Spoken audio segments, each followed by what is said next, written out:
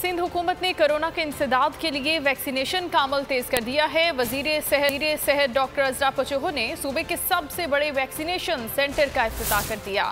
Facility expo centre में कायम की गई है।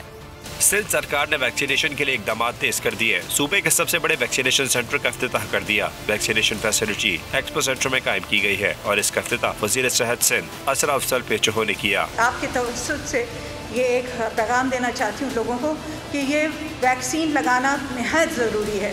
इंशाअल्लाह जितने भी लोग आ रहे हैं उन्हें हम लगाने की कोशिश कर रहे हैं और लगाते रहेंगे। वैक्सीनेशन सेंटर में 12 रजिस्ट्रेशन काउंटर और 96 क्यूबिकल्स कायम किए गए हैं। यहाँ तकरीबन 96 क्यूबिकल्स की फैसिलिटी है और हम एक शिफ्ट में 4000 से ज़्यादा अफराद को वैक्सीनेट कर सकते हैं।